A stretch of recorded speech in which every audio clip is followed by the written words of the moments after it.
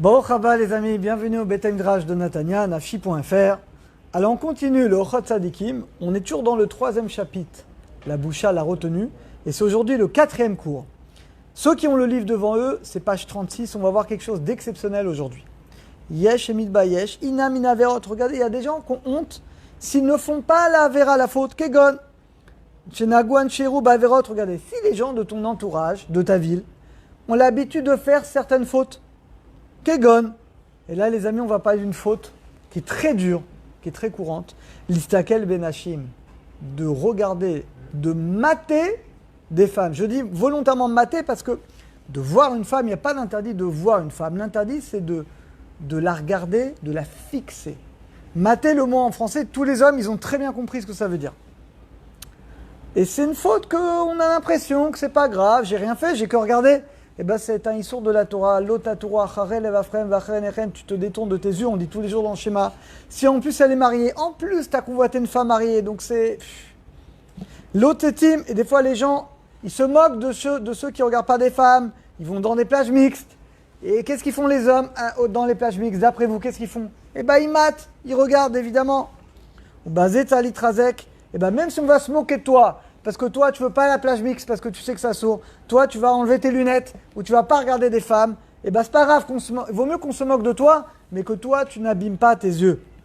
Vetsalimina mina verot, et tu dois pas fauter, même si on va te faire honte pour ça. Vechen yel mitbayashim kamizot, des fois, les gens, ils ont honte de faire des mitzvot. Tu vas donner ton costume à vérifier au chatnez, les gens vont dire, ah, tu t'es pris pour qui? Va meka mitzvot. Et celui qui fait des mitzvot chez l'onagou que les gens n'ont pas l'habitude de faire, et que les gens se moquent de toi, c'est pas grave qu'ils se moquent. C'est un srout, c'est un mérite pour toi. En lanière shum mitzvah, regardez les amis, on ne doit abandonner aucune mitzvah à cause de la honte. Kita'alit bayesh, parce que les amis, au fond, qu'est-ce que j'en ai à faire? Ce qui est important, c'est vis-à-vis d'Hachem. Vaut mieux avoir honte devant les hommes, et pas avoir honte une seconde devant le maître du monde. Kizedava barour, parce que la chose, elle est claire. Eved Amelech, regardez, le serviteur d'un roi, Yilo Yazov, il ne va jamais abandonner l'ordre du roi. Même si on va se moquer de lui, mais le roi, si je ne respecte pas son ordre, il peut même me tuer, c'est le roi. Eh bien pareil, comment nous les amis, comment on a peur, on a peur d'un roi de chair et de sang, si tu as une lettre là, des impôts, du fisc, etc. D'un coup tu as peur. Et quoi, c'est que de l'argent. Et comment le maître du monde nous donne des ordres et on ne le craint pas? On n'a pas la conscience que c'est lui qui nous donne cet ordre. Et des fois, quelqu'un, il peut abandonner la mitzvah parce qu'il a honte. Tous tes copains, ils vont dans des endroits interdits, ils vont dans un café-bar où il y a des femmes qui dansent, ils vont dans un endroit où il y a des femmes mal habillées. Tu dis non, moi je ne vais pas là-bas. T'as honte?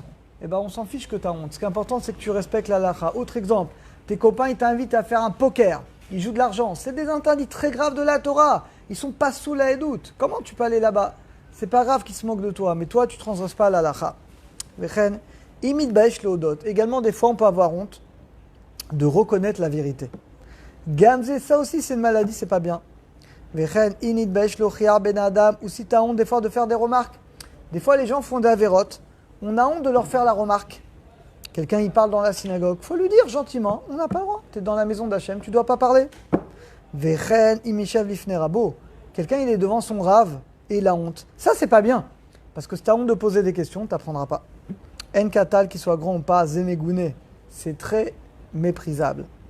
Inivalta bitnase, amuchaza elo abashan lamed. Celui qui a honte, il n'apprendra pas. Donc, les amis, on doit apprendre à mettre la honte au bon endroit. C'est-à-dire qu'il y a des fois, c'est bien il est important d'avoir une retenue, une honte devant Hachem pour ne pas transgresser la Torah. Mais à des fois, c'est contraire. Tu veux étudier la Torah, tu ne dois pas avoir honte. Demande au Rav, même si tu vas saouler ton Rav, j'ai pas compris, tu le fais répéter 10 fois, 20 fois, on s'en fiche. L'essentiel, c'est que tu comprennes. Et la derech hayashar, c'est quoi le droit chemin? Lo bayesh lishol, tu ne dois jamais avoir honte de poser des questions. En katan, des grandes ou des petites.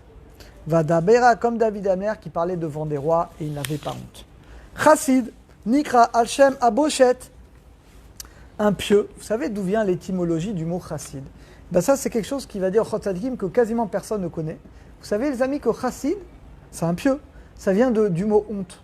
On va le voir tout de suite. Qui chassid, lachon lavan. En araméen, chassid, ça veut dire blanc. Qui targuma, chassida, chavarita. Alors, chavarita en araméen, c'est blanc. Loatapana yechevaru. Il y a plein de psukim, on voit ta tête devient blanc. Donc, chassid en araméen, c'est-à-dire blanc. Vetargum chalpa. Et en arabin également, comme on dit la honte, chisuda. Chisuda, c'est comme chassid, c'est la honte. Donc, on voit que c'est quoi un chassid? Vous savez, c'est quoi quelqu'un de pieux? C'est pas quelqu'un qui a forcément une grande barbe, un grand chapeau, et un grand... Non. Quelqu'un de pieux, c'est quelqu'un qui a la retenue. Il a la honte, il a la conscience qui se trouve devant Akadosh Baruch Hu. Et donc pour lui, ça change rien d'être seul, qu'il y ait des gens, synagogue, maison, c'est pareil.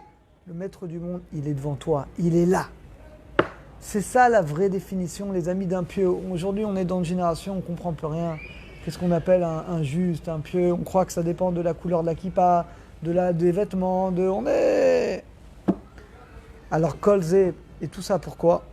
Qui chassit à l'isbol, parce que c'est quoi le pieux? L'isbol bochette, tu dois être capable de supporter la honte pour faire la Torah. Des fois, les amis, pour respecter la halakha, tu dois avoir honte. C'est pas grave, supporte la honte. Pour faire la volonté d'Hachem, tu dois être prêt à supporter la honte. Les amis vont se moquer de toi, ta famille, tu t'es pris pour un rabbin, tu t'es pris pour un religieux, c'est pas grave, laisse-les parler contre toi, c'est un mérite pour toi. En plus, on te pardonne toutes tes fautes quand tu as honte. Veta la via malpana bochette. Donc, si tu es capable d'enlever la honte pour faire une mitzvah, là, tu t'appelles vraiment un chassid. Ve'agia beboshto, et grâce à ça, tu arriveras à la crainte d'Hachem.